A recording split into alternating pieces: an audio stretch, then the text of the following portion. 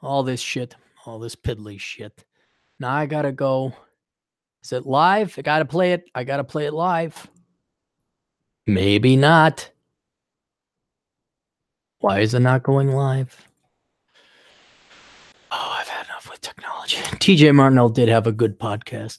He made the great argument in case for being a Luddite. And it's one of those things. It is like right here, right now. It's like, I got to hit there. There we go. Fucking hell. I'm coming off of it's back to get to Thoreau, Trudeau. Who is the guy? Simplify, simplify, simplify. The old captain came to a very quick conclusion that he is a lone wolf. That's just the way I operate. Unless everybody's at a Stalin-esque level of being at my command, it just isn't good. Like not only do what I fucking tell you, don't ask. Don't even ask. God, does that piss me off, especially in times of crisis or emergency, like car breaks down. Hey, call it in. Well, yeah, and everybody tries to take over. Everybody tries to take command. There's a crisis, there's an emergency. And what I feel like doing, to resolve any kind of crisis or emergency that comes up at any particular point in time, I say, okay, everybody, get your wallets up. Grab your ID. Anybody got Aaron Clary's? Anybody Aaron Clary? Oh, you're not? Well, shut the fuck up and do what I'm telling you to do right now. And then we're going to get out of here as quickly as possible. And that's just herding cats. That's all it is, herding cats. And so now I'm going to do it on my own. Now it's going to you gotta get rid of all the moving parts. And the number one most complicated moving part is people. And the number one problem that TJ was running into, he was talking about his podcast, is I forgot what he wanted to buy. He wanted to buy something on the internet. And because of people, I know you say it's technology and the internet. No, it's people. It's because they're the ones that program the technology and the internet. Took him 45 minutes to order. Yeah, that's right. He was going to order a St. Bernard whiskey casket. The little whiskey box that goes around a St. Bernard. He was going to order that for Reese, his dog, or his hiking buddy. It's not his dog. It took 45 minutes because Amazon didn't recognize the browser. He had to do this. He had to install Flash because, and after a while, it's like, fuck. And I've been through that. That's why I've been through. Because the people, the complication, truly the number one most disgusting thing on the planet, humans, were at the other end. And so the project that kept me up till about 2 a.m. the past couple of nights has been redoing 2 of the covers. The covers, not the book, the covers to the book. This should just be upload an image and you're done. Oh, no. Not with the people at Amazon. And then I finally got the image for the new best of book, Love Letters to the Left, which I haven't even checked the email. Let's take a look. Wait. I got shit in my teeth. Hang on. This is going to annoy me unless I get it out. And we found. Okay, got that. Let's go to Amazon.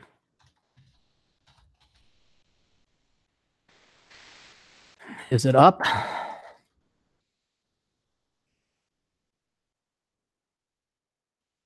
Love Letters to the Left. No, it's not up. Why would it be up? There's Love Letters to My Bride. There we go. Love Letters to the Left. Test of Captain Capitalism. And of course, Kindle's not up. Of course. And that was my main complaint is, do you know that there are typos in here? Yeah, I know there's typos in there. I put them there. Do you know that there's this little thing wrong? There's that little thing wrong. There's this little thing. It's like, what? I could have sworn 10 years ago when I wrote my first book, Amazon explicitly said, we don't give a shit about your typos. We don't care what you publish. It's on you. We're really just a publishing platform. That's it. We're not going to audit. We're not going to edit. We're not going to nag. We're not going to be like modern day vehicles that tell you every time you fart or maybe you get a little bit too far away from the center line. We're not going to do that. We are a publishing platform with 0 fucks given. Oh no, not now. Now they've become wise. It's like, will you just fucking publish it? Yes, I want to do that. I know what I'm doing. So what normally takes, I got it streamlined. I'm pretty good with GIMP, which is a video editing, or not video editing, graphic editing software. I can get it to 300 dots per inch. I can do all the standard stuff. I can convert a document so it's Kindle ready. I'm doing it all. I can do a new book. I can upload a new book in about an hour. If Amazon just pulls its dick out of my ass, if it just fires the nagging wives they hired in their quality or audit department or whatever the hell it is, if they just left me the fuck alone and ran with it, I could get these books. Nope, now I'm on day 3. Day 3. So apparently the Kindle version is not ready. There was an email notification saying, oh, something's wrong. I didn't even bother looking at it. I had so much shit to do with Asshole Consult. Not even through Asshole Consulting. One of the good news, not to sound angry, but I am angry. One of the good news is that oh, wait, is this? There we go. One of the good news is I was doing 2.5 hours of Asshole Consulting. I got more paid in requests than what I did. I'm like, oh shit, I got more work now. Got more work than when I started, which is always a good problem to have. Always a good problem. But it's this, if you want to go that extra mile, you got your side hustle. Everyone's got their side hustle. Obviously, me writing books is kind of it's a main hustle. But, you think something is simple.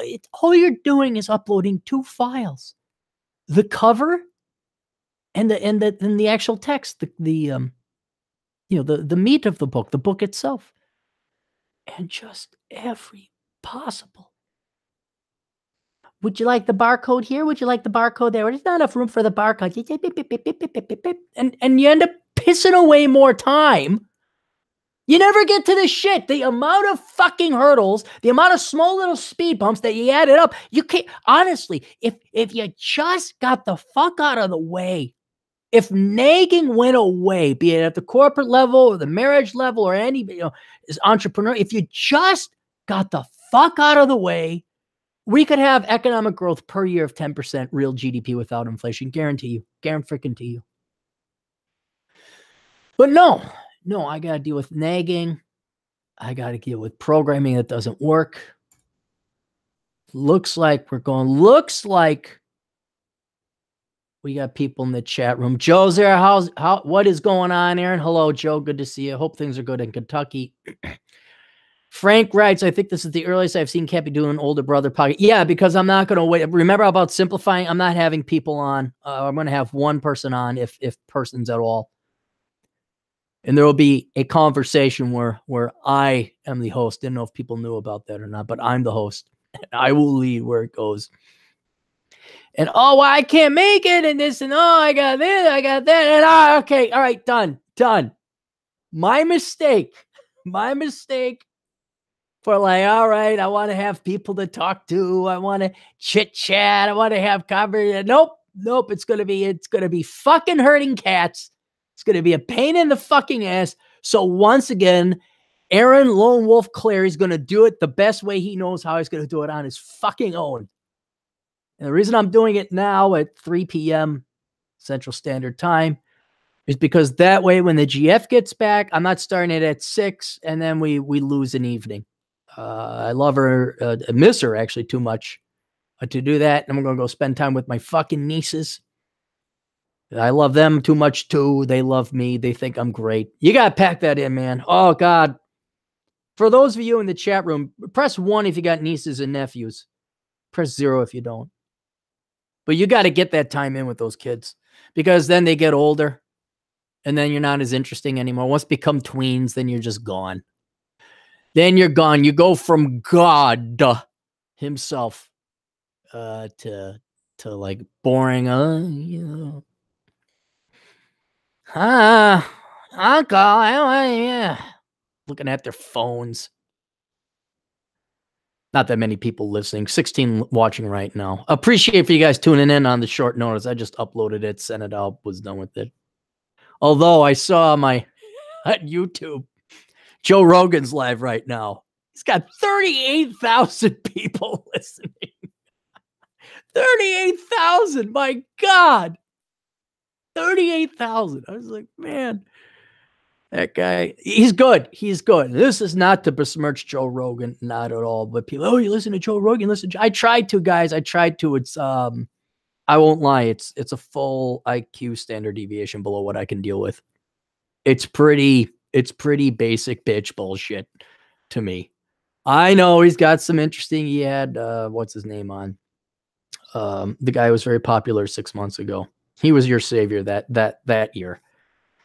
Jordan Peterson. I know he's got. I just can't get into it. That and what was the other one? Was it the guy that did the 4-hour work week? Does he have a podcast? I don't know if it was him. Don't quote me on it. There were two. Joe Rogan was definitely one of them. Like, oh, I'm always pro podcast. So I tune in. I'm like, it's not me. And then there was another one. Tim Ferriss. What was it? Tim Ferriss is the 4-hour work week guy. I don't know if that was him. There was some other very popular podcast, and I just kind of like, yeah, popular starting to get a little too close to conformity and boring and popular. And so I get very obscure. I like obscure. So thank you for tuning into the Clary podcast as opposed to the Joe Rogan experience. And as I said before, not a big announcement, but I just put so much damn work into it. Not even work. You can't even call it. Firefighting. I put so many putting out piddly little nagging fires. I almost feel like it's I'll tell you this. I spent more time trying to track down fucking artists to get this fucking cover work done. My God. It's sad, but I have now half my books where it took me a quicker time to write the book than to, one, get the cover drawn up, and then two, to have it recorded. Although that's the work ethic of Davis Arini, more to blame there than anything else. Where is good old Davis? I wonder where he is. Oh, it's cold up in Calgary now. He's probably freezing his ass off.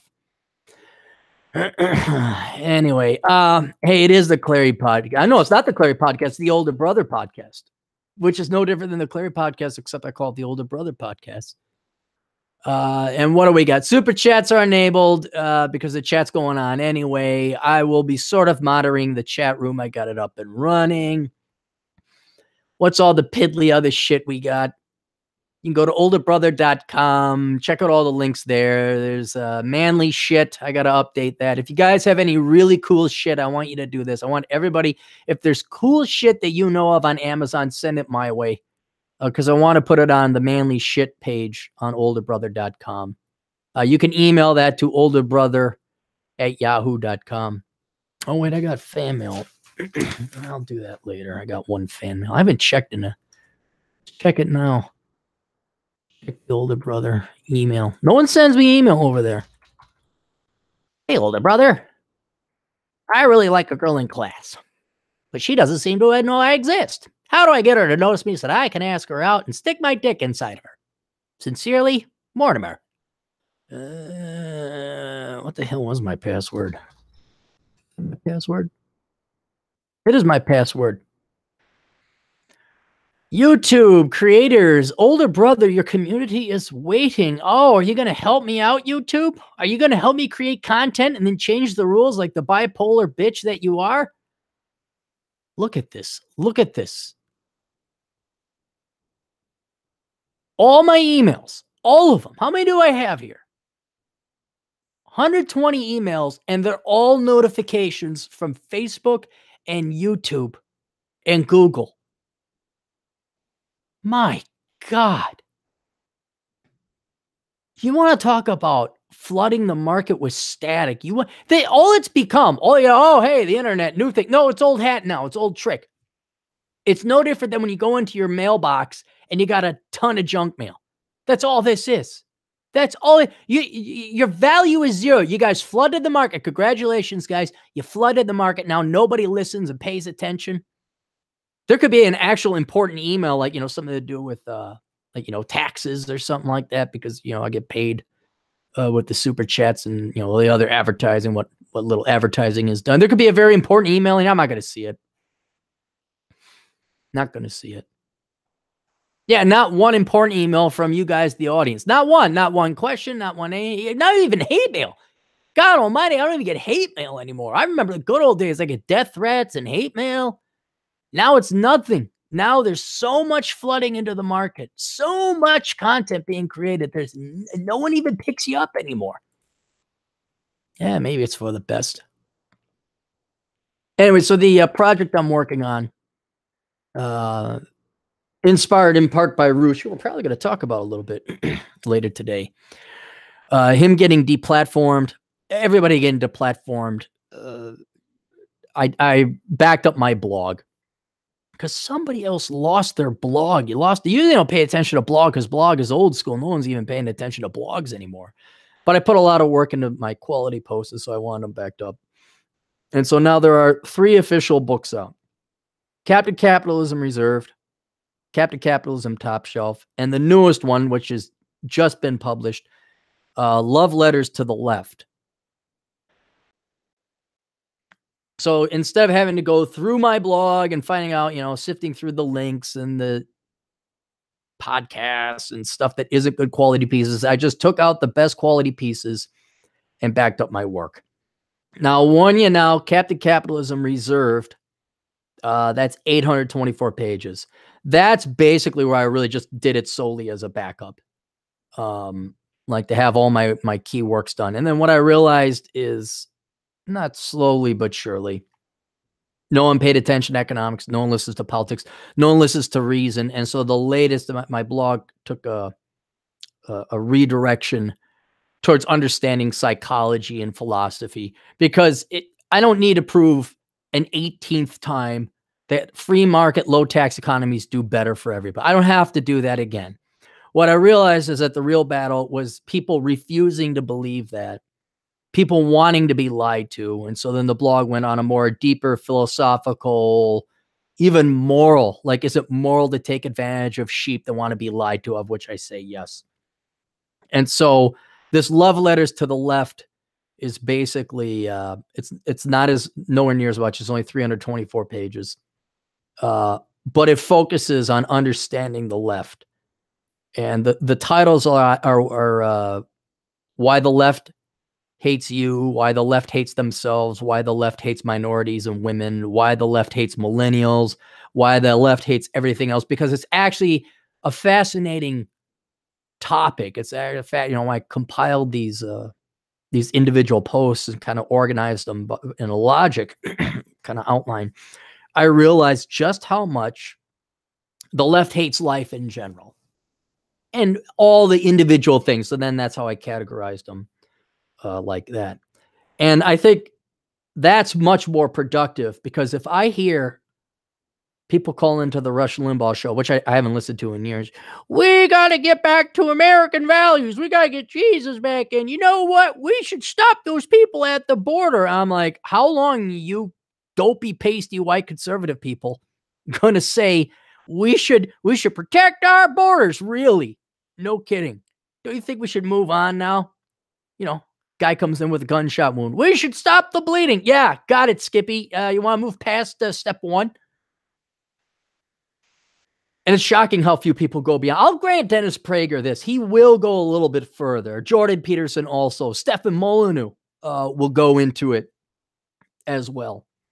But until we can start voting in, and I'm surprised Trump even had border guards prevent the parasites from coming in. I'm actually shocked. That's more action that's been taken in the past week than the previous 10 years combined.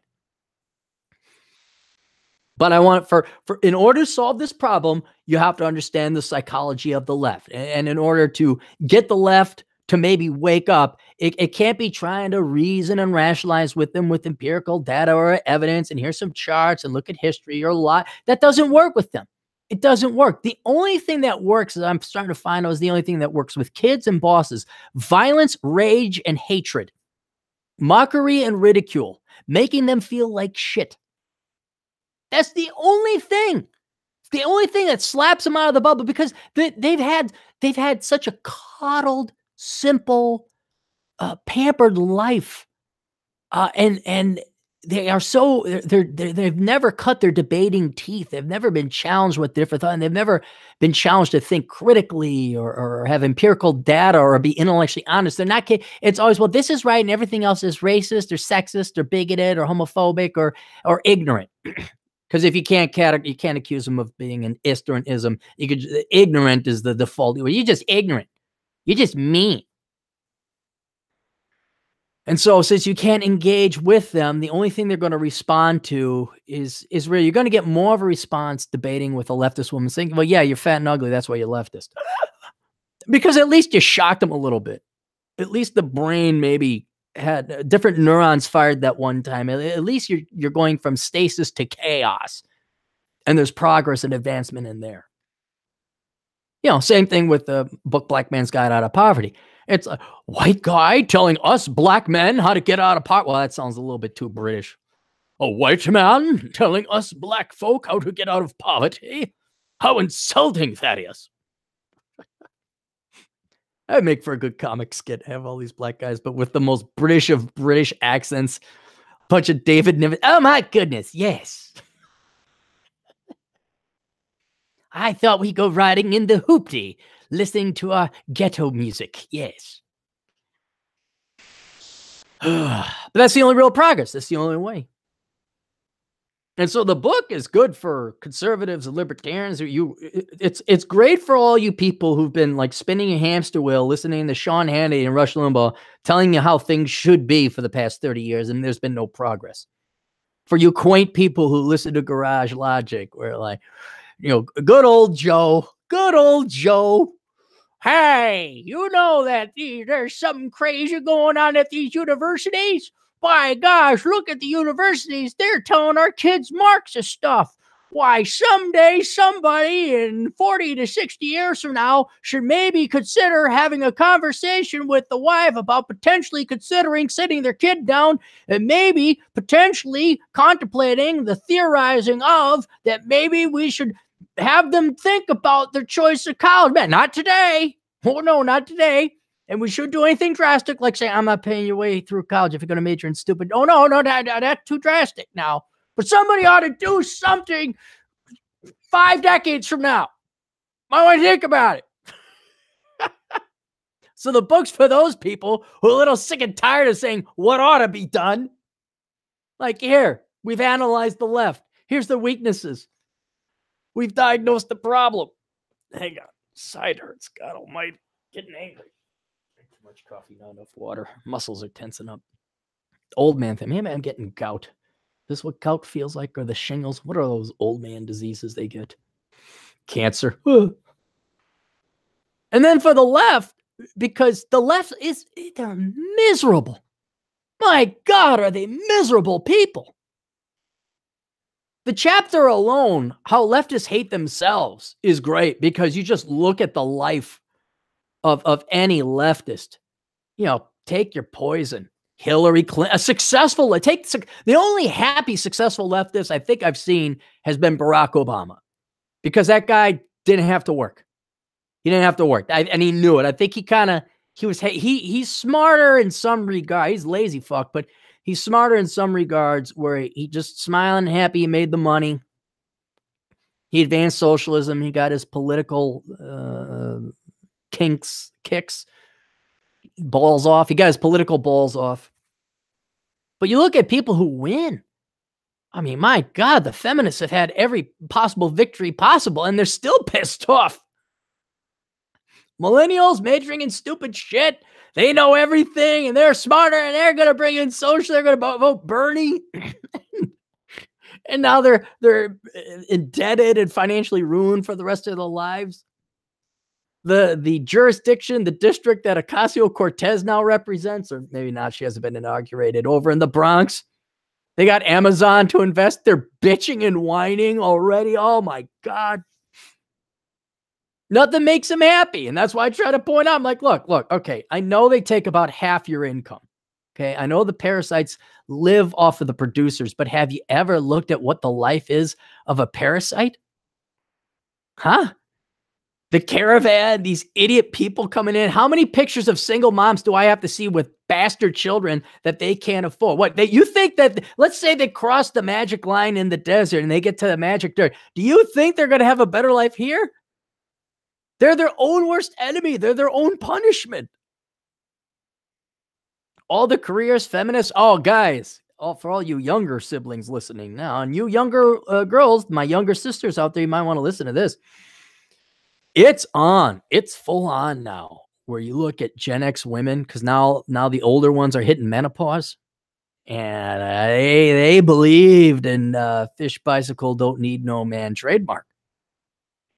And oh man, they're rushing to get their eggs frozen and this thing and that thing, and oh no, we don't need a man. And every once in a while, I know it's tabloid. I know there's only a kernel of truth to it, but that kernel of truth is real funny when you watch these old middle-aged British broads. So they go down to whatever, Tunisia or Turkestan, and they fall in love with Ali. Ali loves me. He appreciates an older woman. He knows that I have a master's degree in public health administration. He says he loves me. He knows how to treat a he's a lover. But he's poor and he needs my money to get his sister a heart transplant because they don't have nationalized health service in Tunisia. And then inevitably in the end, because they feed meat to the lions, like, Ali ran off. Where's Ali? Where's the money for the heart surgery? And then these highly educated women, the Sherlock Holmesian sleuths that they are, they finally piece it together that maybe they got hoodwinked out of their pension money. That's your show. That's your reward. Maybe it's not what you wanted to see. Maybe it's not Die Hard.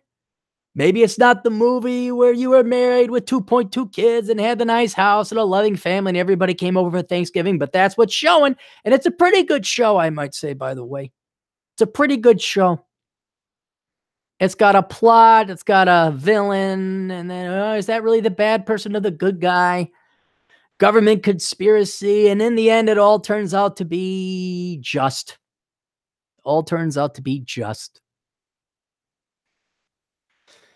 And so for you younger people, if you would like to avoid the fate of your baby boomer and Gen X feminist counterparts and actually be happy in life, and boys, if you would like to actually be happy in life and not let the leftists and the parasitism get you down, go get Love Letters to the Left. Read through it.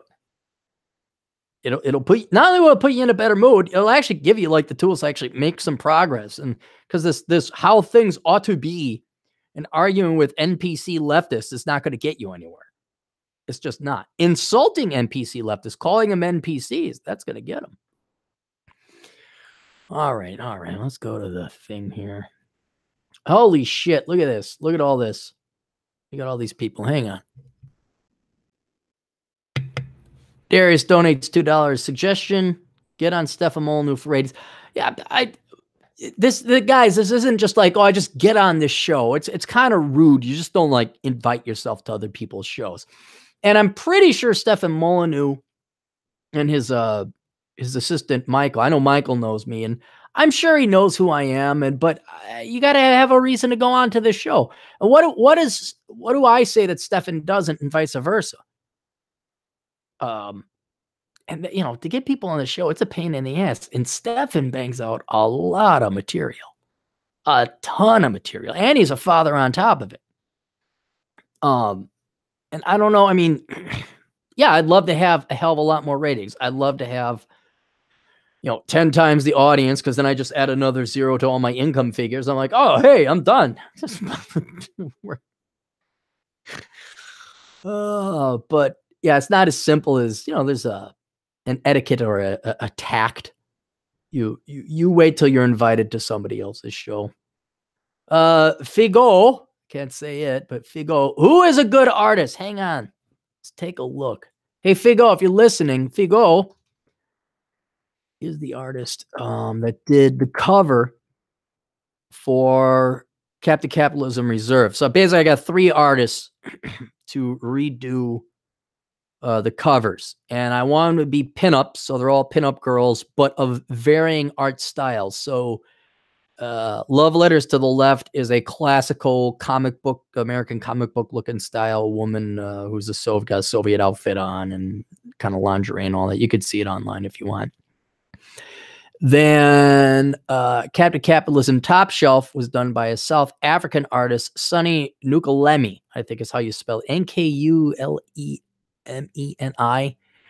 And that, I don't know how you would categorize his art style. I liked it. I just liked it. I went on artstation.com and checked it out. And then the third one was done by Figo. Can't say the thing, but let's take a look here. See if that's up. And his was more, I wouldn't say Japanese anime style, but influenced by it. It's a bit more modern. Captain.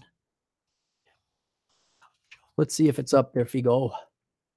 No, that's Top Shelf. Captain Capitalism Reserved. I want Reserved. Did this get uploaded? Because it was already there. There it is. Captain Capitalism Reserved.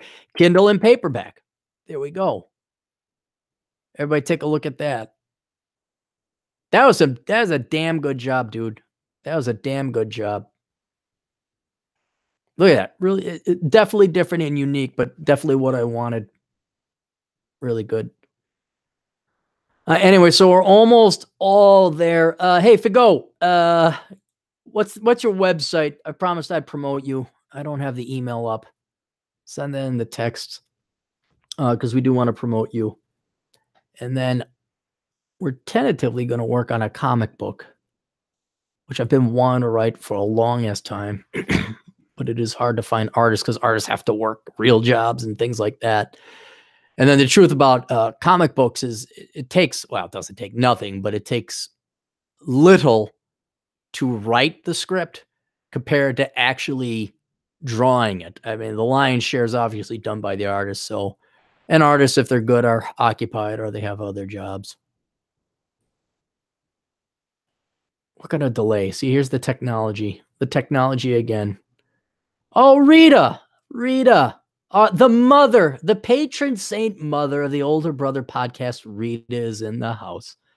God bless her. I sent you an email regarding that comic book. I know, I got it. I don't want to log in. I don't want to take my time from diverting from here. Everybody look in the chat room. Figo will send his links and everything there. Figo also donated 50 pesos, Filipino pesos, which I don't know what that translates into here in the United States. But it's enough to buy Cappy a coffee. Where do I want to go? What I want to talk about? There was good news. You know what? Come on. What the fuck? Why is... Oh, God, I hate technology. That's going to be my goal when I'm older. I think TJ Martinell and the Great One were correct. When I'm older, I don't ever want to be on the internet again. I'll just disappear like Bobby Fischer. You know, he did real good, and I'll just disappear. I'll make my money and go away because it's not working. Let's do good news first. Good news. I'm gonna teach you boys. I'm gonna help you boys out. More than once. I have mentioned I'm flying Spirit Airlines, either mentioning it in passing, someone asks, or I more recently took a picture because I was flying out to Vegas and it showed the temperature. Now, I wasn't taking a picture of the gates screen board there because I wanted to show Spirit Airlines. I wanted to show people that it said it was 70 degrees in Las Vegas. And in Minnesota, it was 11. Ha, ha, ha. Fuck you guys. I'm going to where it's warm. Did anyone respond to the temperature? No. Everybody responded. Oh, my God. Spirit Airlines. Oh, are you expecting the plane to crash and then take a bus away? Ha, ha, ha. Oh, Spirit Airlines. Do you have to pay to take a shit? And so I'm going to defend Spirit Airlines because not only have I never had any problems with Spirit Airlines, and not only do because I think Spirit Airlines is the greatest airline for bachelors. Because basically, I'll tell you functionally why, but then I'm going to tell you what happened last night. But functionally, Spirit Airlines is for the minimalist. It is for the bachelor.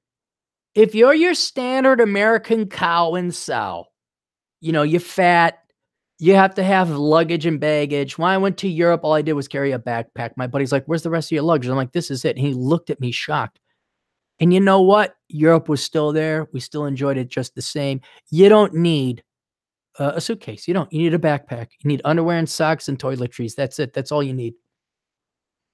The thing I love about Spirit Airlines is it's dirt cheap as long as you don't carry shit. You carry shit, you're going to be a bloated, obese, gluttonous American fuck. Okay, then you go with United and Delta and you go pay your extra money and your extra leg room and all that other shit. But if you just carry a backpack or a laptop, now I'm down to a laptop because when I go to Vegas, I got underwear and socks and toiletries over there. All I need is my laptop and my traveling mic. That's it. Oh, it's great. It's wonderful. Just walk right in. Hey, there you go. Put that underneath the thing. Break out the headphones. Listen to some podcasts.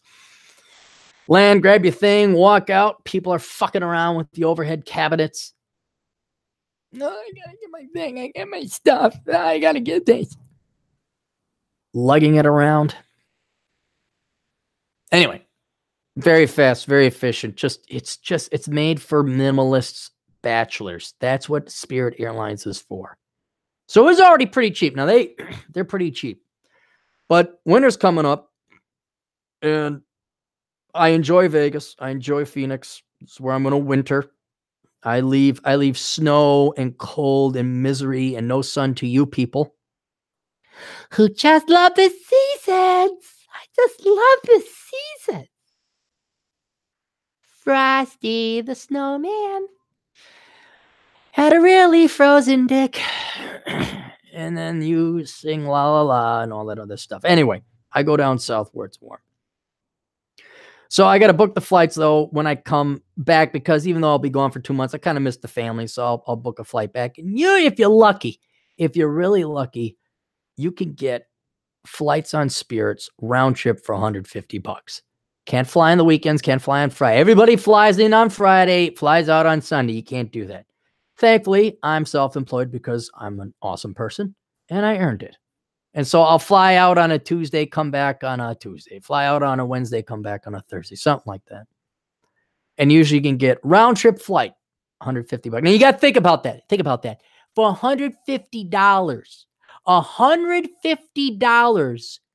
capitalism and this company are so efficient that for $150, they can transport your ass at almost 600 miles an hour, 1,500 miles clear, almost across the country, land. And then, of course, I have my deal where I get my $3 bus ride out to Henderson and then my 3-mile walk.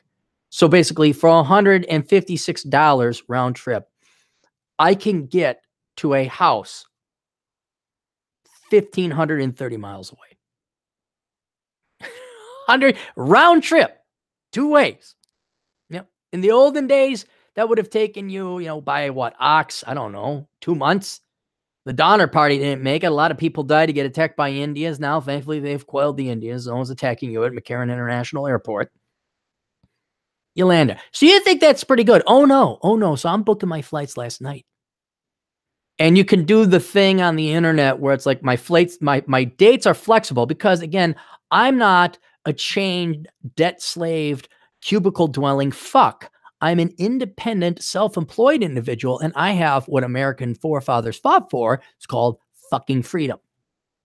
I have no debt. I answer to no one. So I go and I do the adjustable flight thing and look at that. And all of a sudden, I see round trip flight for like $98. Like $98. And I don't have to wake up at like 5 a.m. Like these are afternoon flights. Captain can sleep in, catch the bus, go there. He's done. So I'm booking these things. So I start with Google because that Google has like a really good matrix. Start with Google, everybody. You all start with Google. Google flight, your town that you're at to the town you want to go to. And then Google has really good analytics that you can allow you to take a look at different flights. So it says, okay, well, the flight is with Spirit. Now I'm like, as it should be, as it always is. Under $100, I could get to Vegas and back. says, do you want to book with Google or do you want to book with Spirit? I click, I want to book with Spirit because I hate Google. I like Spirit. Google's just going to make it unnecessarily complicated. So it takes me to the Spirit thing. It says, okay, here's your date, but there's some other even cheaper flights. I thought, no, it can't be cheaper than $50 one way. And I look, $33 one way and another $33 the other way. And all I had to do was join the $9 fare club. The $9 fare club. So I joined their club. You pay $50 a year. And I saved almost the entire thing in this one flight because my price went from $100 down to $66 round trip. $66 to Vegas and back. And you people are slamming on Spirit Airlines. Oh, they don't serve me a cookie. Oh, I got to pay for my drinks. Oh, they don't have a first class. Yeah, but who gives a shit? You are traveling at 600 miles an hour to a place. In 3 hours, you go from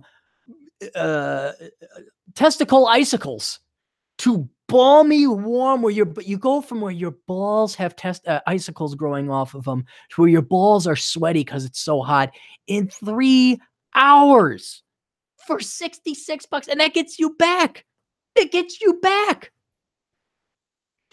So I go and I text my buddy who's almost as cheap as me. I say, hey, I got this great deal. The only reason I'm telling you is because you're the only one that appreciated it. All these other fat, gluttonous Americans, they think that there's something wrong with Spirit, like you're going to get hepatitis if you fly on the airline or something, but I've had no problems with. I was like, well, that's a great deal. Then I see they break it down. Spirit breaks it down.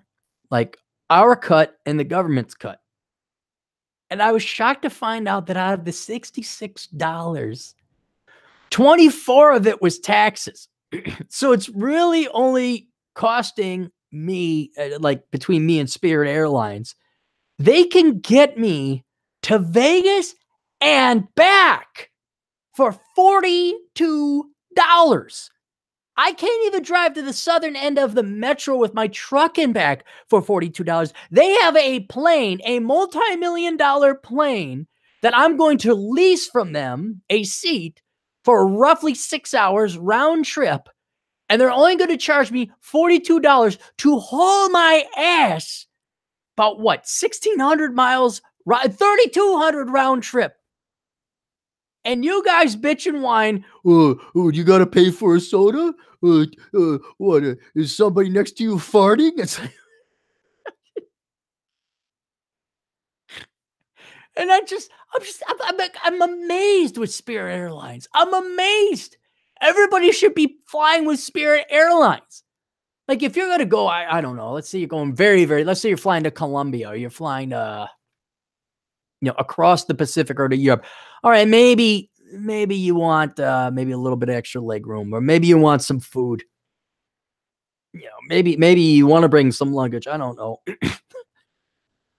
So I can see maybe not go, but my God, you can't go 3 hours without a snack. You can't eat before you get on the plane. I mean, $42, $66 with the feds. And you all wonder how I saved up the money. I don't make that much money, guys. I don't make that much money, but I spend even less. And even coming from my own choir, even coming from my own team, oh, Spirit, what the hell, man? I'm like, what? Are you flying to Concord? Last I checked, you weren't exactly rolling in the dough there, Phipps. Everybody should be flying Spirit Airlines. Everybody. Anybody who wants to, save up money for retirement. What else? Joe Jones. Oh, here. Figo. Figo says, buy my crap. Well, where's the link, Figo? I got to send everybody there. Joe Jones, single mothers. No, we're not. No, the older brother is the nice channel. This is the nice channel. This is the one that Google can't ban. Our mother, Rita, says, it makes me sad when you call us pasty. Well, okay, not everyone is pasty. Not all white people are pasty. Some Scandinavians are pasty. Italians are not pasty. They're tan. There's diversity in all of us. I know, but it's like the dopey. Come on. And Rita, don't tell me you're these fat lard asses wearing a Hawaiian shirt and sandals from Wisconsin flying out to Vegas. You're not one of those types. Don't take. Come on, you got to admit, there's pasty white people. There's some people that fit the stereotype. And if you don't believe me, once again, I will take field trips to Wyoming and you too will learn to hate certain white people. I'm not making it up either. I wish I was being sarcastic. My God. Not everybody looks like Sean Connery and comports themselves like Sophia Loren. I wish it was that way, you know? And not all black people comport themselves like Lena Horne and who's the other guy? Talented actor, still alive today. Not Last Man Standing, Man on Fire. Why can't I remember his name? Not Clive Owen. Denzel Washington. All right. All the races has the ones they point to as, hey, look at us over here, huh? Look at us. Yeah. Well, then there's always the maybe don't look over there. No, don't look over there. Don't go over there. No, that's not us. That's not us. That's something else. That's our bad cousin Harry. He has nothing to do with our race. Oh no, he doesn't represent us. YouTube seems to block links. Oh, okay. Well, spell it out. Please buy one, or if you can't, leave a review, even a crappy one. I'm wondering, can I put? No, I can't put images up because I'd like to put the image up of. Well, wait, maybe I can. Hang on now. Hang on. I think we can do this. Does this? No, cameraman. Screen share. Okay, this is going to give everybody a headache. All right, you know what? Let me do this first. I'm going to pull up the image. Just be prepared if you're watching the screen, it's going to like do the like when you put two mirrors facing each other, it just goes on to infinity. Let me see if I can't find the image. I'll just pull up the image. There. All right, now share that. I don't know. Do people see this? People see the image? I'm hoping it looks like, I don't know. This is, again, technology. Google Hangouts is sharing your screen with hangouts.google.com. All right. So there you go. That's the cover. That's Figo's work, a handiwork on the right. That's your lovable captain over there in South Dakota on the left. I'm going to stop sharing. You guys, I hope that worked out. Over here. Let's get the sponsors out of the way. So what do we got? We all know olderbrother.com/donate if you want to donate, but donating doesn't get you anything, but doing your Christmas shopping through the Amazon affiliate program, link there at that website, olderbrother.com/donate. Donate. If you see the Amazon affiliate link, click on that and just go buy your stuff. That's how you can help out the show. If you still feel like donating, we got Patreon. That link is there too. There's a PayPal if you want to donate through PayPal. You don't need to have an account. You just need a credit card. But the best way is to do your all your online shopping through the Amazon affiliate program there. I get a 7% cut of all your purchases. It doesn't cost you anything more. So do all your Christmas shopping through that affiliate now. And then do all of your online shopping for the rest of your life through that affiliate. Because if you do that, then the old Capmeister, God almighty, I could start writing more books. I'm going to have a backlog of books that I've never written. When I die, I'm going to have a ton of books I've never written. Would like to, but I don't. We also have sponsors, of which I'm going to be very brief with. The Pence Principle. Lessons all men must learn from Ford Kavanaugh. Please get that for any young man who hit puberty and is chasing the girls, to warn them about just how weaponized and evil women can be at times.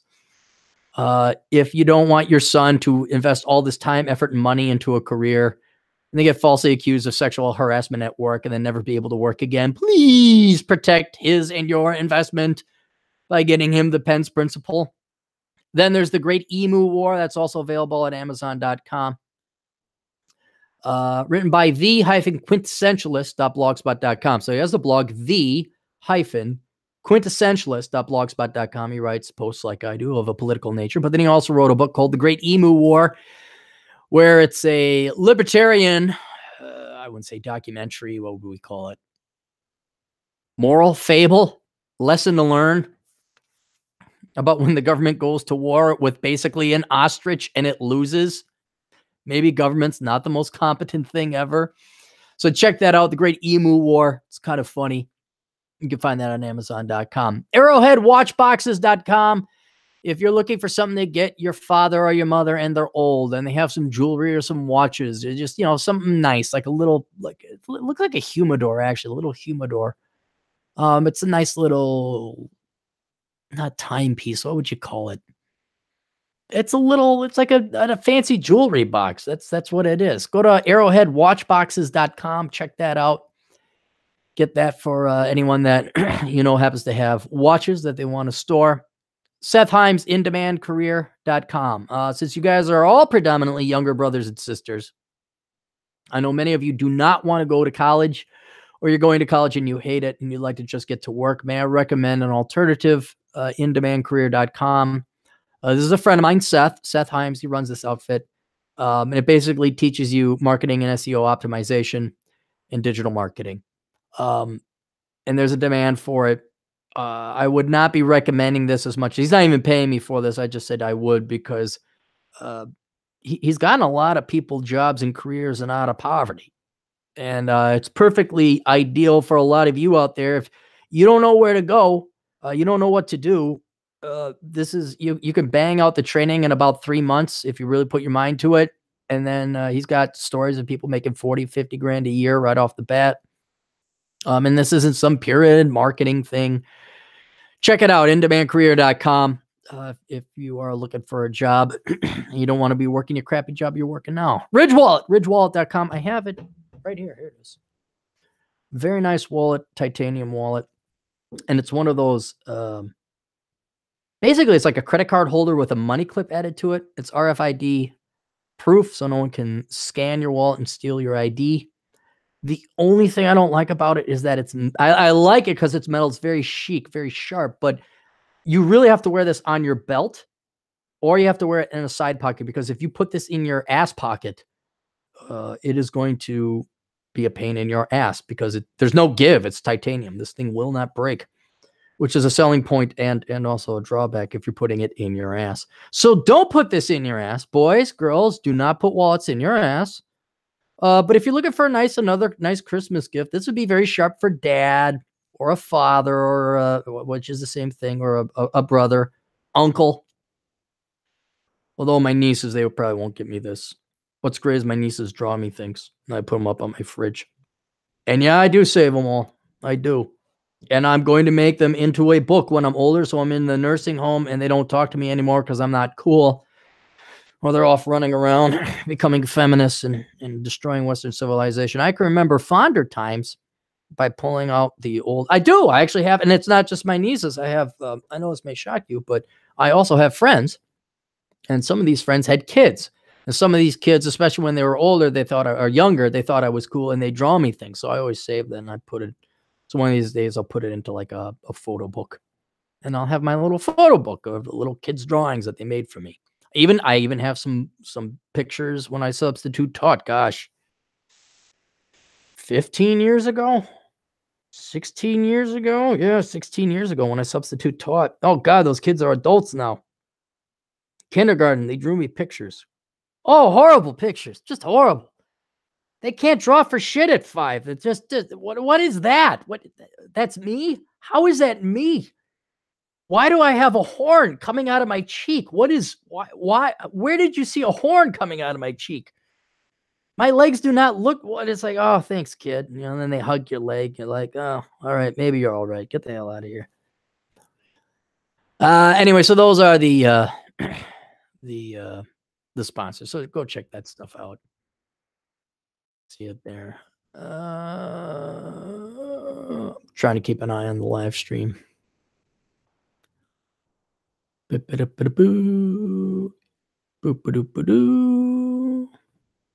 Capitalism has killed 1 billion. Sure, it has. My people. Yep. And the chat room has gone south. All right. From inkedmag.com. Unfortunately, I was trying to find a good article. I can't even say an article that came from a reputable news source because no such thing really exists anymore. And I heard about this through social media and people pointing it out. The thought audit and good old Roosh. Roosh started this. God bless him. God bless him. Hey, you leftists, you didn't give the man anywhere else to go. You had to hound him down. You had to take away everything. The man does not hate women. The man is not pro-rape. And this is why there is no real news anymore. It's propaganda. They lied. There's no more simpler way to point this out. The media lied about Roosh, period. And what's sad is you can't even say it's the media lying because the media will lie. That's how they sell clicks and links and eyeballs. But shame on society and Amazon and Google or YouTube or anyone else out there who purposely ignored the fact that it is satire, that Roosh is not pro-rape, that Roosh does not hate women. And if you lack I don't know if it's the intelligence. Certainly people do not lack the intelligence. If you lack the work ethic, the energy to expend, if you're too lazy to actually go and read and research what Roosh has written and what he stands for, but then you're still going to judge him or whatever, well, then you're a hypocrite. You're one of the lowest forms of life. You should be ashamed of yourself because we're no longer talking truth. And therefore, we may not even be talking about it. Because if you're going to be talking about lies, then that's a fruitless endeavor, a complete waste of time. So I wanted to find an article that summarized the thought audit, and about the only place I could find one was called Inked Mag, which is obviously biased. Right there, there's a woman who has mutilated her body. She's got pink hair, tattoos all over. It's sad because she's got a good body too. She'd be pretty otherwise, but she decided to slap a bunch of bumper stickers on a Ferrari. Incels versus cam girls versus the IRS. What's the thought audit? Is the IRS coming after girls with premium Snapchats? Last week, the psychological thriller Cam premiered on Netflix and exposed a very real fear within the community of online creators, identity theft, and being locked out of one's own account. However, it appears that a much more legitimate and consequential concern has been brought up within the culture of sex workers, tax evasion, and fraud. Now, there's no question that sex workers, specifically cam girls and women who operate premium Snapchats, is that where they are now? I remember there was a site where it was like the Walmart of cam girls. You could just pick whatever cam girl and watch it. But it wasn't Snapchat. I know Snapchat is an app because all the kids use it. That's one of the things I don't have. Are not the only group who should be worried about the repercussions of tax evasion. However, they've recently come under fire by internet trolls. Take a look at what social media is calling the thought audit and let us know your thoughts on this controversial discussion in the comments. How is this controversial? You're tax evaders. You're stealing from the taxpayer. Well, I don't care what vehicle or how you make your money. I'm all for people making money however. But if you're not paying your taxes, people have every right to get pissed. Online sex workers are generally not employed under an agency or corporation. Therefore, when it comes to reporting their income to the IRS and filing their taxes, they're on their own. And this past Friday, the hashtag thought audit began trending after a tweet by a notorious woman-hating, wrong, Inc. magazine, you're wrong, you're lying. You did not do your research. He does not hate women. Roosh does not hate women. Personality Roosh V went viral. Roosh V, who has previously posted videos such as 30 things wrong with American women. Well, that doesn't mean he hates women. Criticism is a form of love because you want people to improve. I'm critical of various groups of people, not because I hate them, but because I'd like them to do better. Caught the attention of social media after posting a tweet that informed his followers of the IRS Whistleblowers Informant Award, which grants 30% of a person's collected taxes if they are reported for evasion or fraud. If that's true, I think I could be like the repo man. Oh man, there's a 30% commission on that? Dude, I gotta get back into banking. Fuck that. Hey, I want to come work in a bank. Why? I just wanna. Okay. What do you want for salary? Nothing. Just I'll work for free. Just give me people's tax returns. Had I known about this working as a credit analyst, I would have made a ton of money. Roosh used this post as an incentive for his followers to report thoughts to the IRS so they can receive monetary gain. Or how about report criminals, thieves? So here's Roosh's post. If you report a thought to the IRS and they collect taxes from her, you can receive up to 30% of the amount. There is actually a financial incentive to defeating thoughterry. Here it is. All right, IRS. It's the website. Roosh did a screenshot. Whistleblower office home. All right. There was an uproar from both sides of the aisle. No, there wasn't. As his tweet was published with plenty of backlash and support for this movement. However, there are many specific conditions that apply for someone to qualify for this award. First, there must be legitimate proof that someone has not paid taxes and have access to their social security number. Second, most cases typically deal with earners of over 200,000 to 2 million per year. So what? I don't care. What is this? Is it like, fuck the rich again all the time? Like, I make less than this, so I can go ahead and be a criminal? I can participate in tax evasion? It's extremely unlikely for a case to make it to court. Yeah, but, okay, then we should just not pay taxes, huh? Pretty girls don't have to pay taxes, I guess, right? Poor people shouldn't have to pay taxes, right? The IRS is looking for solid information on educated guess or unsupported speculation. We are also looking for a significant federal tax issue. This is not a program for resolving personal problems or disputes about a business relationship. That's a quote from somebody that she did not cite. Many have already spoken out against the thought audit movement, claiming that the trend is less about taxes and more about the hatred of women. No, it's not about the hatred of women. It's about you stealing money. Oh, Vice contributor. Oh, I'm not even gonna read what Vice contributor wrote because that's not a thing. What do you think about the social media sensation? Should cam girls and other online creators be concerned about tax? Yes! Yes! Wait, why? Oh, no, nobody go ahead. Evade taxes. Commit crime. Should someone be worried about murdering someone in cold blood in the street? No, because you're a cute girl with big tits, so you don't have to worry about it. Who will the IRS be after next? Hopefully everyone who's evading taxes. Hopefully all the tax dodgers. I would say, when will someone put an end to the incel insanity? I don't know if you knew this, but Roosh had an incel. Share your thoughts and questions in the comment on Facebook. By Devon Preston. Instagram. Almost a drag queen. What the hell is this?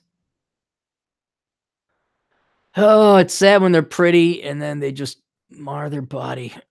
This reminds me, I promised Randall I'd read a segment of his book.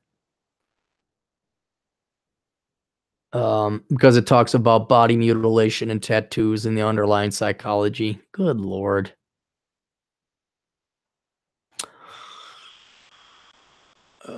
She has 1,100 followers and she's following 3,300. She's a success. What's her website? DevonPreston.com. Let's take a look at this. Inked. Ooh, she wrote for Inked. CV. How much you want to bet engineering is not going to be listed once in the CV? Well, let me see the CV. Associate editor, Inked magazine. Junior editor, editorial intern. That's it. That's education, Bachelor's of Arts in Journalism, Hofstra, associations, her campus VP alum. Internship, freelance, sites I've never heard, relevant skills, Adobe Photoshop and InDesign, HTML and CSS, SEO, Google Analytics, fluent in AP style. My God, she actually lists Facebook, Instagram, and YouTube Analytics. Okay. Social media, man, blah, blah, blah, blah, blah, blah. I I would say this would be causing great damage and concern, but no one's heard of Inc. magazine and no one's ever heard of Devon Press. Like I said, the only reason I cited that article is because it did a thorough job. That's all there is to be said about it. Most of the news out there is on discussion boards and all that, but God bless you, Roosh. That is outstanding. You need to take more clever, precisely placed sniper shots like this. The little work that, not little work, and I put a lot of thought into it, but the few calories of energy he expended on that, look at how much he cost them in terms of economic warfare to get war and finances. And finances. It's a meme going around where there's it's from what's the Dungeons and Dragons show? Lord of the Rings, and it's Gimli and the elf guy. So I never thought I'd fight with the IRS on my side, and then instead of the creatures, it's the thoughts. Elkins has got this problem too. A lot of young, pretty ladies think that, well, if I get money through PayPal, do I have to pay for it? Like, if I make money on a web channel, do I have to pay for it? It happens all the time. You all know, like, it's happened to me twice, but you all know that Democrat votes for higher taxes, higher, and then they get that one good year as a self-employed individual. And then even when you tell them, hey, you got to make quarterly estimated tax payments, they don't do it because one, they're liberal, two, they're stupid, and three, they're ignorant, no matter what their education is. Had a guy just like that. Went into mortgage brokering in like 2004 when the economy was really hot. Housing market was really hot. Guy cleared 6 figures. Did he save any money? Did he make any estimated tax payments? No. Then he comes to me, the libertarian, because we argued about it. Oh, dude, I owe like $40,000. This isn't fair. What the? It's like, what the fuck? You hypocritical piece of shit. Fuck you. Pay your fucking taxes. What is it? Hot chicks and liberals don't have to pay taxes? You think voting for socialism didn't have consequences? It's great when leftists make it into like the top, not even 1%, like the top 30%, and they're self-employed and they got to pay taxes. They actually have to cut the check because they're such mindless sheep. They don't bother to look at the breakdown of their check. It just is automatic deposit. I just pay. I just pay. We just need to pay a little bit more, not even knowing how much they paid in the first place. Oh, God. What do we got? Nothing in the chat room. All right, there we go. Oh, I don't want to do that. Speaking of other people's money, hang on. I should pull this up.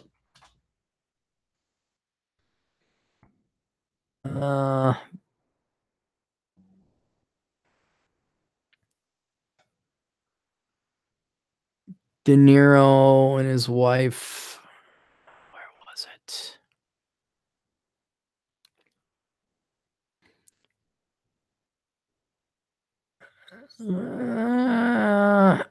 That's what was I looking for? No, I don't want to sign up for your fucking program. De Niro divorce. I'm not looking for gossip. I'm looking for a very specific thing. Coffee. That's what I was looking for. Coffee.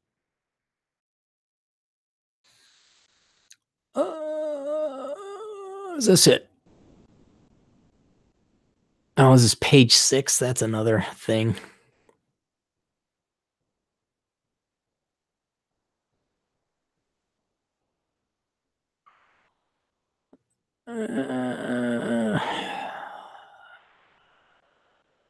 They re-exchanged vows. That never works out, does it? Remarrying. What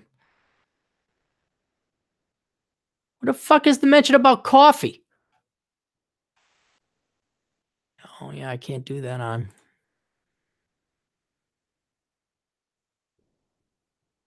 Net worth. Grace Hightower. Her net worth is nothing. Come on. Where was Let's just read through it. Maybe it'll come up. If not, I'll tell you what it was. Robert De Niro and his wife of 2 decades have reportedly split. The Taxi Driver star and Grace Hightower are no longer living together, according to Page Six sources, and they will announce the breakup in the coming weeks. De Niro hasn't been spotted at events with his wife for months, prompting speculation that the couple of relations has hit a rocky patch. How hard is it to just be nice and stay in shape? How hard is that? An insider tells the outlet they are not living together at this time. Another source adds he's been at a few things since the very end of the summer without her, and rumor has it they are done. The actor and Hightower, who shared 2 kids together, tied the knot in 1997 after dating for nearly a decade. And De Niro filed divorce from his wife. It's bad when the guy files it in 1999, but the couple quickly put the troubles to one side, and the separation was called off. 5 years later, the De Niros renewed their wedding vows at a ceremony in the Catskills because, of course, and for celebrity friends, he fell for Hightower in 1987 when she was working at Mr. Chow in London, and he was a guest during her romance with the marriage to the movie star. She also tasted success as an actress, singer, philanthropist, and entrepreneur. There it is, launching charity coffee brand Coffee of Rwanda in 2013. He's an actor. Okay, hang on. That's what it was. He was complaining. Somewhere I read that he was complaining that her coffee wasn't making money, and it was costing him more. This is where I get sick and tired.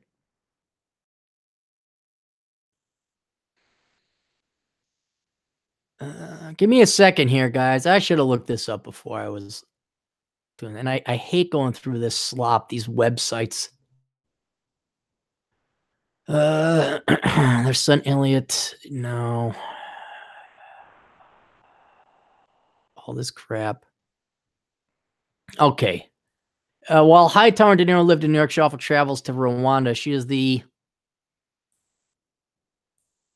founder and CEO of Coffee of Grace, a coffee maker and distributor that sources beans from Rwanda. She started the company in 2012. Dude, this is the classic example. I'm married into money, and now I'm bored, and so I'm going to have my husband pay for a fucking hobby.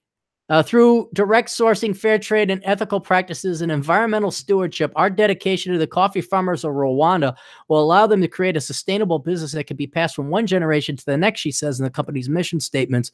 The Wall Street Journal notes that she often travels to Rwanda to oversee the company's operations personally. She was inspired by Rwanda President Paul Kagame, who called on the international community to trade with this country instead of sending aid for a poor company that experienced the trap. Hopefully our business model will inspire their future entrepreneurs to enhance. No, because it's a nonprofit. It is a nonprofit, and she needed to be bailed out. This is standard coma money, boys. All right. I know many of you don't know what this is. Let's talk about coma money. Let's talk about coma. It's very important, boys. Very important. When a boy lusts a girl, not love, lusts, because she's got big, fat old titties, and she's very cute, and she has no other assets, she is going to lust after your money in return because she doesn't want to work for a living. And what would always happen, not always, but inevitably and commonly happen in banking, is you would have a dentist or a doctor or otherwise successful man making all the money. File a joint return. He's obviously making all the money. And then there'd be a Schedule C in there. Schedule C is just a form on your tax return that is for a business. And on the top of the Schedule C would be Wifey Poo's name. Would it be for a vaccination to cure childhood leukemia? No. Would the Schedule C be for an experimental fuel that would lower emissions and increase fuel efficiency? No. Was it for a new type of computer that would allow us to do more calculations, make markets more efficient, and be of benefit? No. It was always some lame-ass charity. And by charity, I mean special bus. Okay? Well, there's special needs child. Oh, you mean a retard? You mean a retard. Kid's retarded. I just want to make sure we're using the correct words that the English language has already amply provided us with. And so it would be a charity. It would be a basket case. It would be a joke. And they never make money. There'd always be red ink at the bottom. And then you look at the cash flow, say, how does she lose money year after year after year after year, but is still in business? And then you'd find out, oh, here's a $50,000 check from hubby to wifey poo. And that's called coma, Khoma. Keep her off my ass money.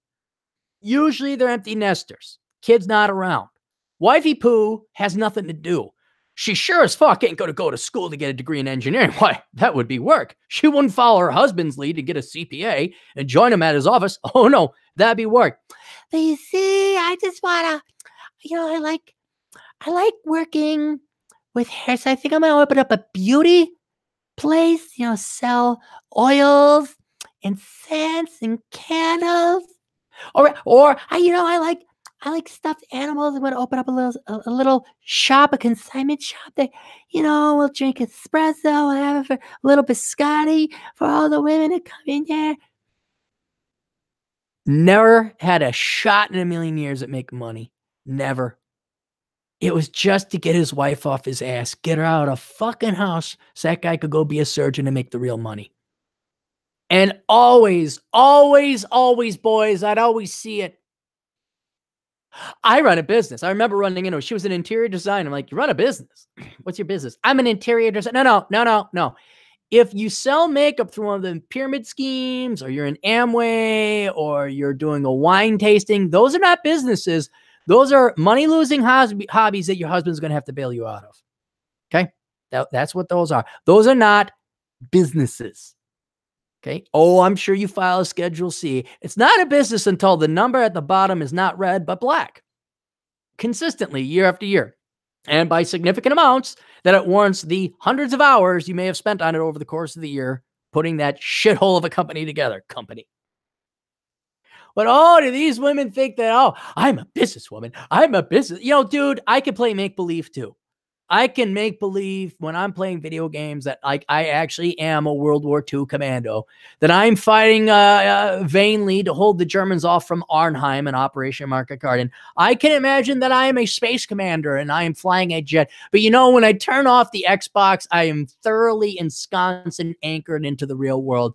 These jokes of women, including Robert De Niro's wife, are not businesswomen. You're not entrepreneurs. You are, and I'm going to say this, I want you guys to pay attention. I want everybody to pay attention. You are parasites because you are costing other people not their money, their time. Robert De Niro has to work extra time to pay for wifey poo's money-losing hobby, right? Because money just doesn't come out of the sky. Well, I guess for coma wifey poos, it does. The husband just showers them with it. But that money inevitably must come from somewhere else. And how money is gained in today's world and economy, and will be forever, is one must sacrifice their time providing something of value and service to a real business, a real entity that actually makes something that people want. And then they get money, and then they give that to you. And there was somewhere in there where De Niro was pissed off about how much money his wife's hobby, parasitic hobby, if it's a hobby, you say, I'm going to lose money. All right, that's cool. Like motorcycle. I don't make money on motorcycle. That's a hobby. I don't dare say I'm a professional motorcyclist. That's lying. That's arrogance. That's hubris. I am not a professional motorcycle rider. I don't make money riding motorcycles. But by God, I wonder, I'd be very curious to see what percentage of quote unquote women entrepreneurs actually make money versus having a hobby. Take coma money out of it or not. I'm very curious. Although the same could be said of men. I remember working in banking, all these dipshit washed out dude bros. I'm going to start a bar. I'm going to run a shop. But don't tell me, and then they have the audacity to go and speak. They're like, I'm going to be a speaker. I'm going to speak. You know who's the epitome of this? You know who's the epitome of this hypocrisy? Ariana Huffington. I don't even think the Huffington Post makes money in these constant infusions of cash. Maybe it does. But you know where she got her money? by being well, look it up right here. I think she comes from wealth. I think she's like some almost royalty. And then she married a Republican rich guy and divorced him, but took him for half. Hang on. Ariana Huffington. Huffington. How much you want to bet this failure, who never actually made her own money, is like, oh, of course she is. She's speaking and talking and giving advice. I don't want to take money. I don't want to take advice from a money losing person. I want to take advice from someone who is a net economic parasite. It shows they don't know what they're talking about.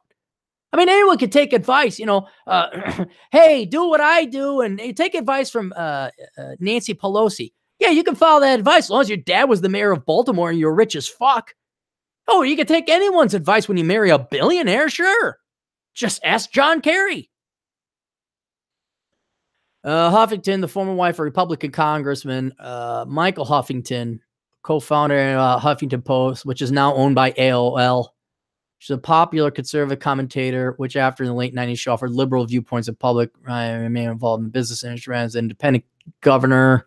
California lost. Yeah, I mean, she'll put her finger up in the air and say, which way is the wind blowing? I'm going to go that way. AOL bought it in 2011. Early life. Born in Athens, Greece, daughter of Konstantinos, a journalist and management consultant in Ely, and is the sister of Agapi, author, speaker, performer. Moved to the United Kingdom, studied economics at Girton College, the first foreign and third female president of Cambridge University. She also studied comparative religion. Okay, so I had no intention of studying. Sharon is a death, a big love, blah, blah, blah. Writing and avoiding work. Two traveled to music festivals around the world for the BBC. They spent summers patronizing 3-star restaurants of France. Oh, boy, she put in her dues. 73, she writes a book. 79, she sings a record. Her tits get her in a national review.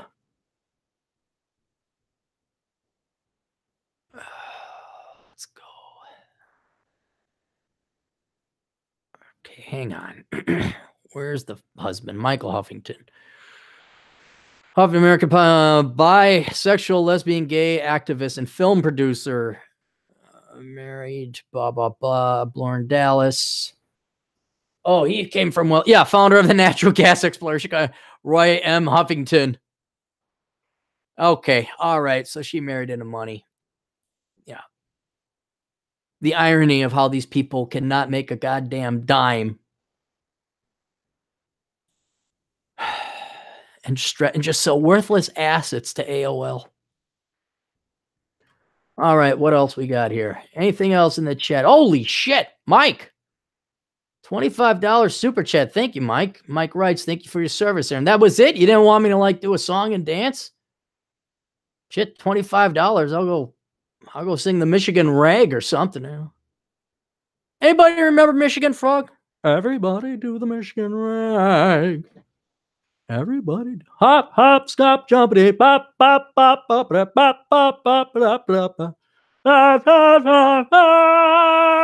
And then the door opens and just Frog stops singing. Ribbit. None of you guys remember what that was. Yeah. Is the chat room dead or something? Hang on, let me see if I can say something. I don't know. Mine went through. Oh, what else we got? Ooh, let's do this. Some advice for you youngins out there. Let me give you some advice. You don't want to be homeless, okay?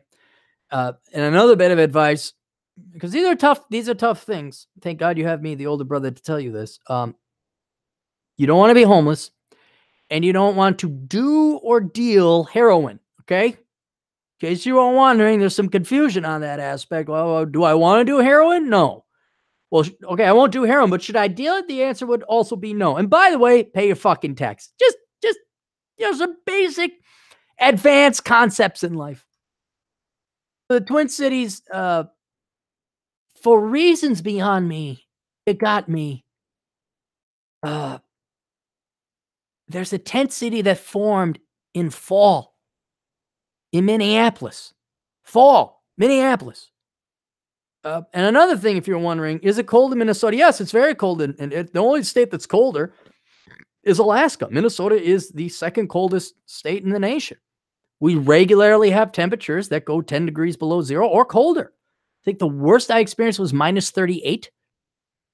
So a tent city forms as fall is falling, and fall is not pleasant either. I mean, it was 8 degrees 2-3 weeks ago at night. We'll get cold spell. You get a snowstorm. We had a snowstorm in 1991 on Halloween. And you'd think that, okay, the homeless people are going to inevitably decamp. They'll get a Greyhound bus and they'll go down south. And this tent city's just growing. And what's beautiful about this is the city. See, now you have to understand, people of Minneapolis, they cannot help themselves but to do as much as possible for degenerates, parasites, and losers. Now, forget the winners. They hate the winners. They'll tax them. But they cannot rush enough to the aid of people who fucked up their own lives. They just can't. So instead of like, hey, you fucking morons, it's going to get really cold here. Why don't you get on a bus and go down to Florida or Oklahoma or something? What the wise municipal and community leaders, all socialists, by the way, decided was, we're going to take care of our homeless. We got a problem. We're going to take care of our homeless. Which would be good if you weren't socialists. And the number one reason government fails is because it relies on socialist and leftist people who are incompetent, lazy, and can't do shit. I mean, at least somebody with Down syndrome can work at McDonald's. I'm not joking when I say this. A leftist socialist person can't work because it's against the rules, morals, and ethics. They are cowardly, afraid of work. They fear work and real toil more than anything else. So these people promise something they can't deliver to these poor people out on the in the tent city. They said, we're going to build a facility to house you during winter. Well, I don't know about you guys. Winter's here. It snowed. It dropped to single digits. And this facility ain't up and running yet. And I think there's actually a little bit of an Indian reservation in the actual city limits of Minneapolis. I think it's called Blue Earth. And so there's like a housing project. It's Native American land. And a disproportionate number of the people in the tent city are American Indians. And so one of the leaders of this particular tribe says, well, look, this is our people. We'll take care of it. Oh, yeah, I'm sure you will. Sure you will. What could possibly go wrong with a bunch of virtue signaling white people who sit on the Minneapolis Council, a bunch of community activists who fear and loathe work, and the American Indian reservation leadership, which has always done great. Well, actually, I can't mock or ridicule that. You go down to Mystic Lake, that tribe knows what they're doing. There's some really nice houses. They got houses nicer than mine. There's another reservation out in Montana where you're looking around. They got, the ranchers. They got very nice. Okay, so this is not one of those reservations. It's not as bad as Pine Ridge. But this is not the Winnetka of Indian reservations. And I'm sure that they too are leftists, and the solution is always going to be other people's money. So fortunate or not, however you view the people in the tent city, it's cold now. I mean, I even went and got myself a sandwich, and I had to step outside. It is cold. It's cold. And it's going to drop to say, oh, let's take a look at the weather. What's the weather going to be tonight, Aaron?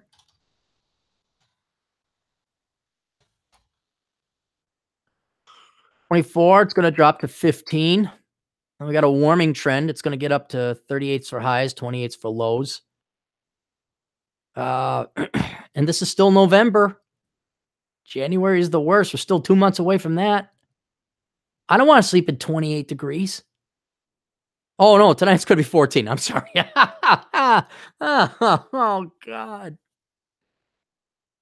So they were interviewing some of these homeless people, like, "Hey, are you worried about winter?" "No, we got a community here. We're gonna stay. This is our town. This is our place." It's like, yeah, okay, that's nice, but are you worried about winter?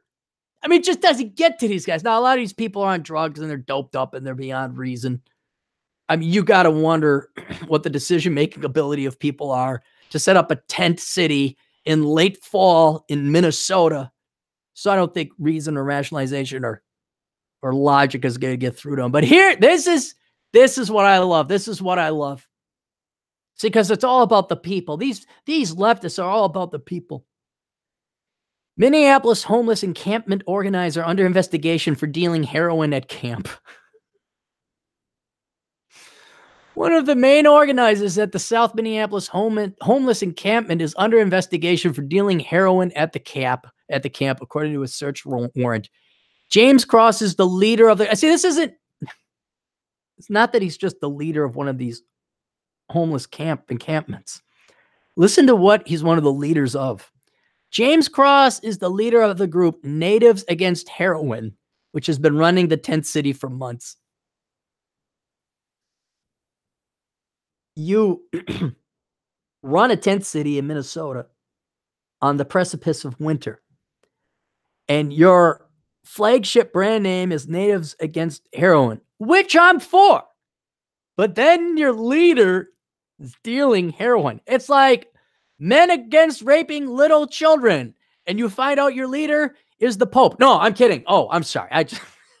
That one's for the Beckloff. That one's for the Beckloff. And then you find out your leader is a pedophile.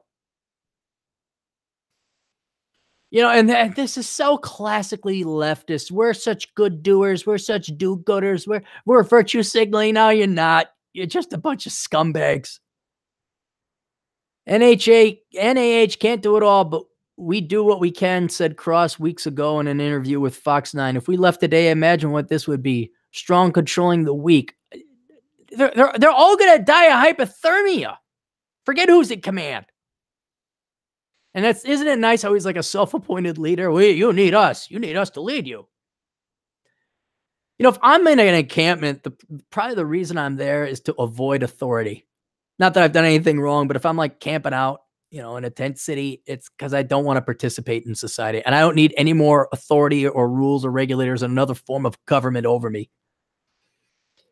Minneapolis police suspect it's Cross who may be controlling the weak. According to a search warrant, informants and others in the camp say Cross is involved in selling heroin in the tent camp. While conducting surveillance, police observed Cross enter a variety of tents for brief stops, 2 to 5 minutes. One of those tents is occupied by a known heroin dealer. Cross denied the allegations in an interview Monday night. No, I shut down drug houses, he said.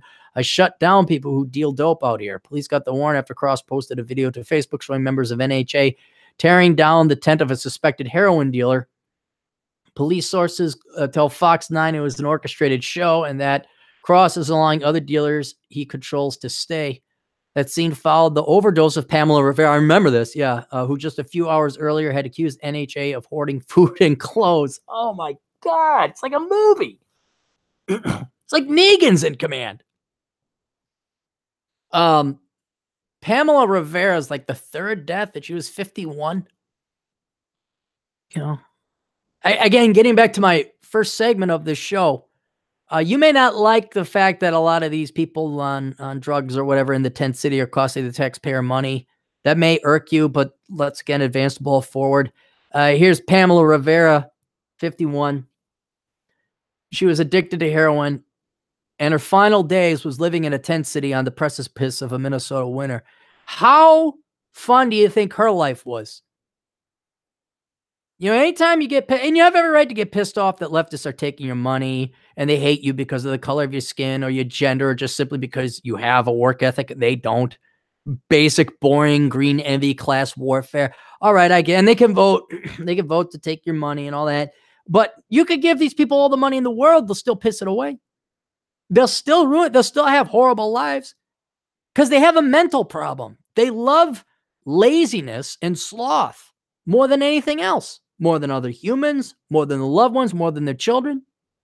And it ruins them. It ruins them.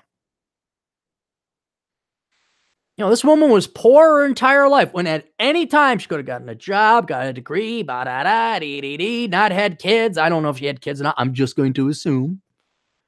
I'm going to assume that they're not doing well either. The warrant obtained on October 4th sought data, images, and messages that were part of Cross's Facebook accounts, but the warrant was never served on Facebook. The officer writes, nothing was sent by officers to Facebook. Warrant needed to be updated with non-disclosure. Such a non-disclosure agreement prevents Facebook to alerting its customers for 90 days that law enforcement has obtained a warrant in order to prevent the destruction of evidence. It is unclear if law enforcement intended to seal the warrant.